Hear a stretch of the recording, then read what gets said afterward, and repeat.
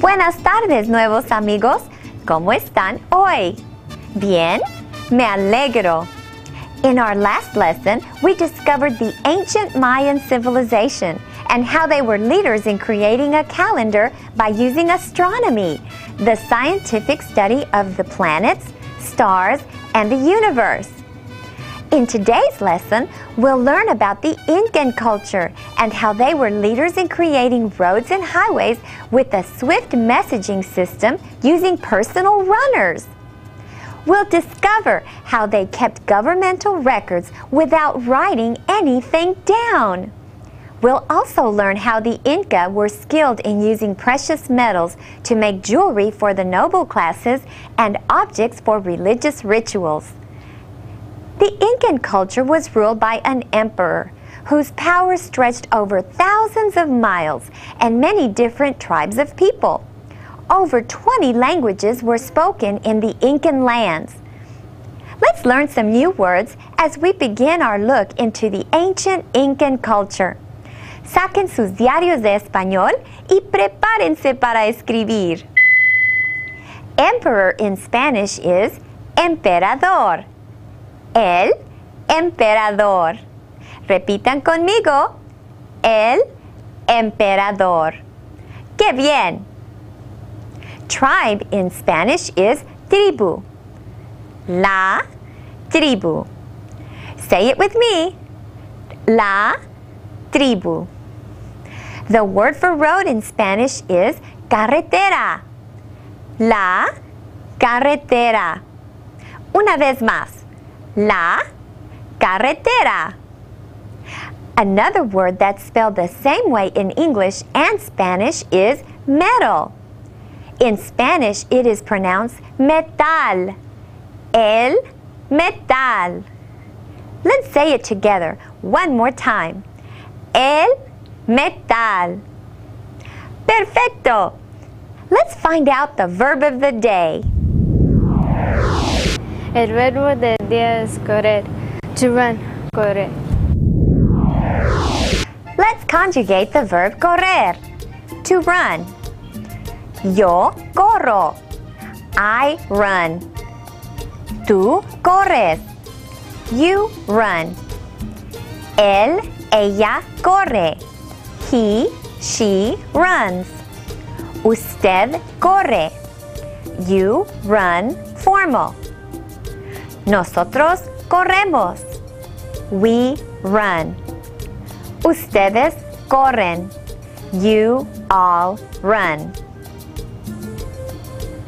Here are more words you will need to know as we learn about the Incan civilization. El ejército. Army. El ejército. El imperio. Empire. El imperio. La plata. Silver. La plata. El cobre. Copper. El cobre.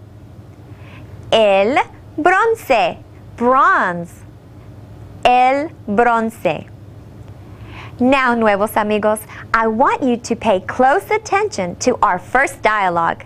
Listen for the verb of the day, correr, to run, and its conjugated form, yo corro, I run. I want you to also listen for the word puente, el puente, bridge.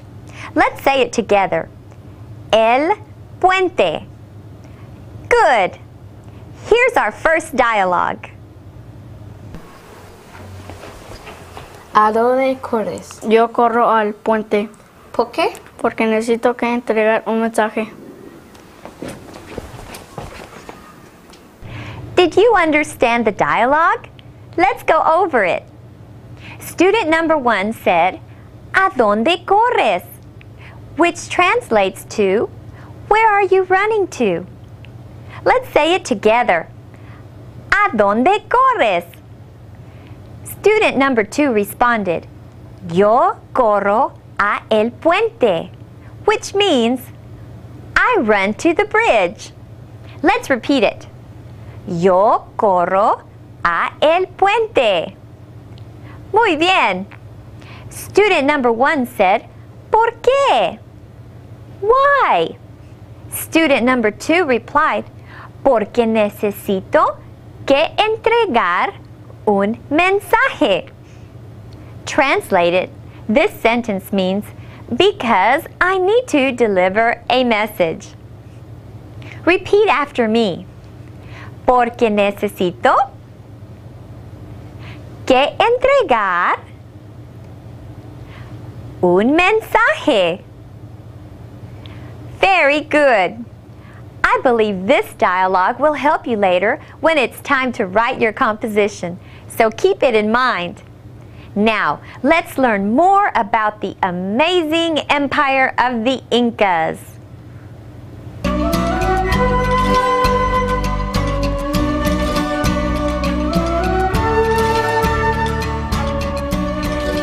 The Inca believed that they were the greatest of all civilizations.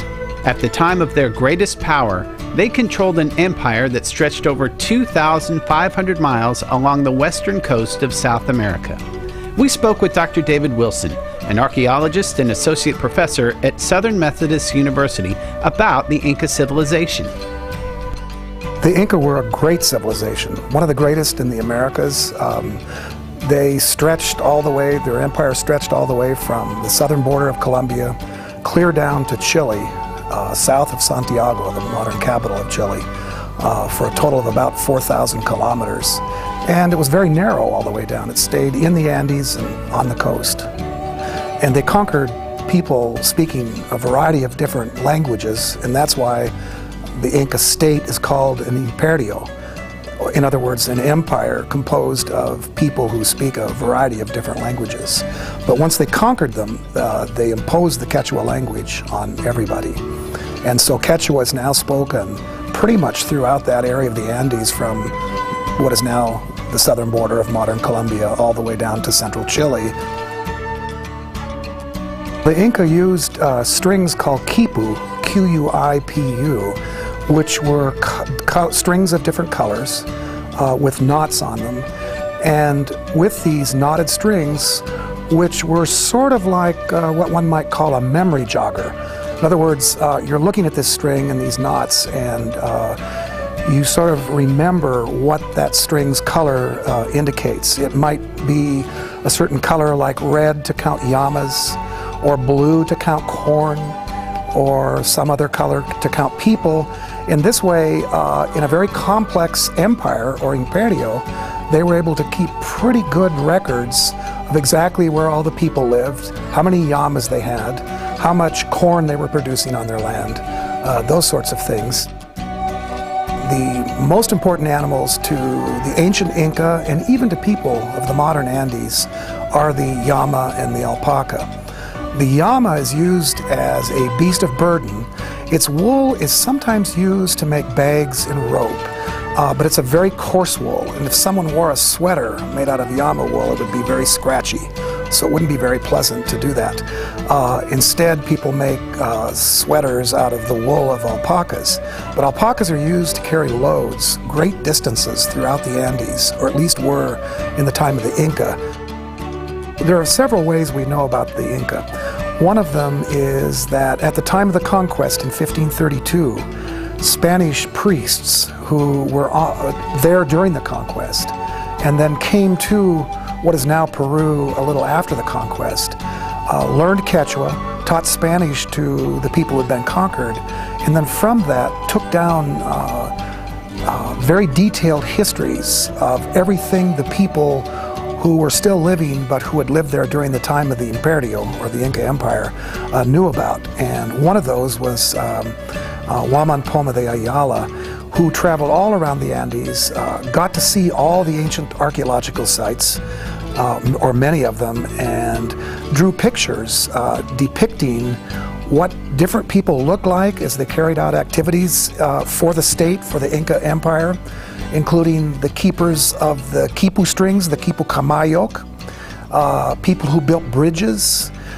women who worked for the state weaving and producing the sacred maize beer called chicha, all the administrators, what each citizen had to do for the state. All these things were depicted in a beautiful series of over 100 drawings that Waman Poma published in 1615.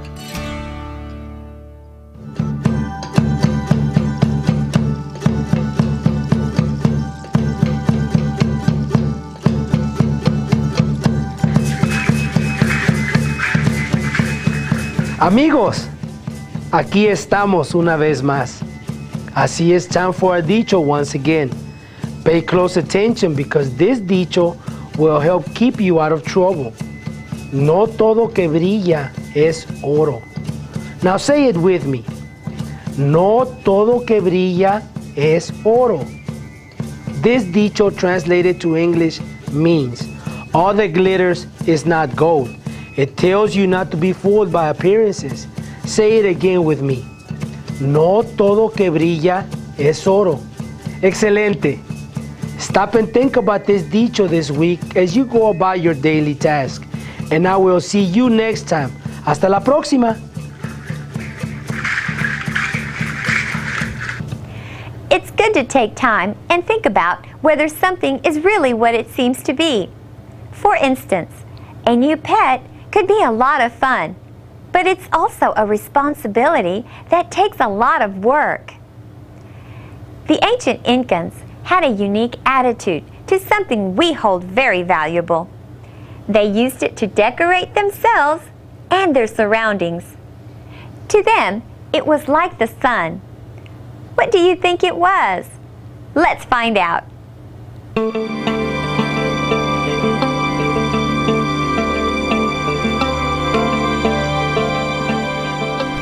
Two precious metals that we value today for their beauty are gold and silver. The Inca also valued gold and silver because it symbolized to them the light of the sun and the tears of the moon. Gold and silver were believed to have a divine power, and that is why the Inca never made coins out of these metals. The Inca certainly had plata or silver and oro or gold. They did not make money. The idea seems never to have occurred to anybody in the Americas, including the Incas. But they certainly used those metals to make objects that were for jewelry and other kinds of things that people wore who were elite or important people in the state. A Cori Camayog was a person in charge of making things like jewelry or little household deities in the form of a human out of gold. And the Inca probably mined that gold in a variety of places in the Andes, also got it in placer form out of streams by panning for it, but nobody knows for certain. But the Andes are rich in gold and they're rich in silver, so the Incas worked both those metals. Once they worked the gold, they were able to heat it to high temperatures and create solid ingots of gold and then sort of hammer those down. And some of these very thick sections of gold were used to decorate some of the Inca structures, like the circular structure in the center of Cusco called the Cori Concha. Cori means gold and Concha means enclosure. And inside that enclosure, they had life-size golden representations of llamas, alpacas, maize plants, and other things that were important to them. And they decorated often, they decorated their clothing with metal objects. The Inca themselves tended to wear gold and some silver, and they put those kinds of objects all over their clothing as well. Though most of the Inca gold and silver was destroyed, today there still exists some examples that give us an idea of the splendor and beauty of the work the artisans crafted. ¿Qué haces? Yo hago una pulsera. ¿De qué hacen la pulsera? Hago la pulsera de plata. Let's go over our second dialogue. Student number 1 said, ¿Qué haces? This translates to, what are you making? Let's say it together. ¿Qué haces? Student number 2 responded, Yo hago una pulsera. This means, I'm making a bracelet. Let's repeat it. Yo hago Una pulsera. Muy bien. Student number 1 said, ¿De qué haces la pulsera? What are you making the bracelet out of? Todos juntos. ¿De qué haces la pulsera? Student number 2 replied, Hago la pulsera de plata. Translated, this sentence means, I'm making a bracelet out of silver. Repeat after me in Spanish. Hago la pulsera de plata. Great job, nuevos amigos. Adivinanza. Oro no es, plata no es. Mira lo que tienes y adivina lo que es. The answer to this riddle is a little tricky. Did you recognize the words for silver, plata, and gold, oro? I thought you would. Did the sound of saying plata no es sound like another vocabulary word from last year? Listen, plata no es. You are so smart. Yes, in the second line, plata no es sounds like plátano. Plátano is Spanish for banana. The answer to the riddle is plátano, banana. You will remember from our previous lesson about the Mayan civilization that the word for mountain in Spanish is montaña. The Incan people lived in cities located in the mountains of present-day Peru, Chile, and Ecuador. They constructed their cities at high altitudes with great skill, using stone to build temples, palaces, and homes. Stairs, bridges, and roads linked the inhabitants of the cities, and highways connected every major district in the Incan Empire. Now, let's learn some new vocabulary that will keep you moving. The word in Spanish for altitude is altitud. La altitud. Say it with me. La altitud. Then we have alta. Alta means high or tall. Repeat after me. Alta.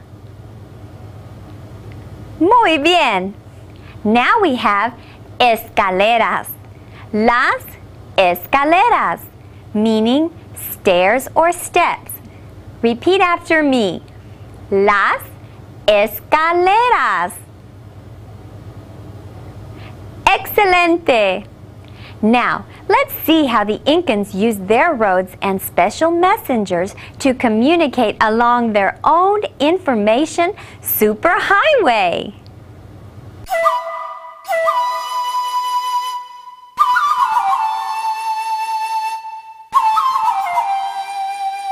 The Inca were excellent architects. They built stone cities with giant platforms and statues. They also developed a road system along their empire. This system was so long that the Inca people could travel across the land of what we now know to be Peru, Ecuador, Bolivia, northwest Argentina, and Chile. The Inca did not have wheels, so they traveled by foot. Within the Inca population, there were messengers called the Chasqui runners. Chasqui runners were people who carried the string messages, the quipu string messages, around the state so that the emperor could get information passed from one place in the empire to another. Very important in the Andes especially, because they're so difficult even to walk through. But these Chasqui runners ran everywhere. They carried the messages as fast as they could run down the road. But obviously, even though they were barrel-chested and well adapted to the Andes, they would get tired after a half hour or an hour of running. So they had to stop at one of the way stations or tombos. Then somebody else, another Chasqui runner, would carry the verbal message or the string message or whatever they were carrying, like fish for the Incas' table. They would carry it on the next distance, and when they got tired, another Chasqui runner would carry the information on through to wherever for hundreds and hundreds of miles, taking sometimes days or weeks to get from one place to another. It's very, very impressive. So the Inca were not only good architects and civil engineers, but also good travelers and farmers.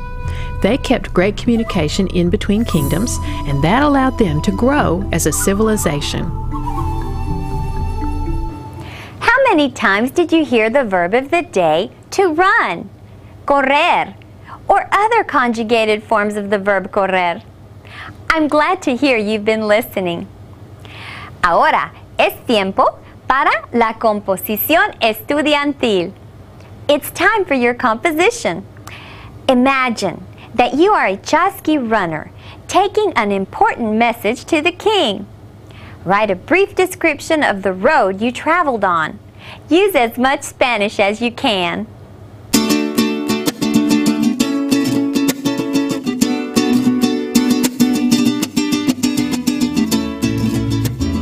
It's time for our review. Let's go over the new things we've learned today, Nuevos Amigos. The verb of the day was correr, to run. And in our first dialogue, our students used the following sentences. ¿A dónde corres? Where are you running to? And yo corro a el puente. I am running to the bridge. Our new vocabulary included the terms el emperador, emperor, la tribu, tribe, la carretera, highway, el metal, metal, el ejército, army, el imperio, empire, la plata, silver, el cobre, copper, el bronce, bronze.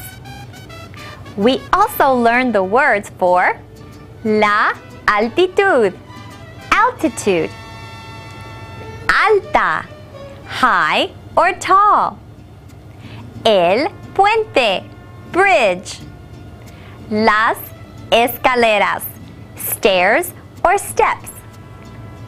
In our second dialogue, the students used the following sentences and conjugated the verb hacer, to make. ¿Qué haces? What are you making? Yo hago una pulsera. I'm making a bracelet. Our wise man brought us the dicho, no todo que brilla es oro, meaning all that glitters is not gold. Be sure to write down today's vocabulary words and your composition about what it would be like to be a chasqui runner as you deliver a message to a king in your diarios de español. You've worked very hard today, Nuevos Amigos. I'm so proud of you. You've done an excellent job. Han hecho un trabajo excelente. If you have any interesting information or fun ideas about Latin American culture and history, then I'd like to hear from you. Write me a message and have your teacher email it to me. Mándame un correo electrónico. The email address is nuevosamigos@dallasisd.org. Remember, when you learn to speak another language, you also make new friends. Acuérdense, cuando aprendemos más de un idioma, podemos hacer nuevos amigos. Adiós.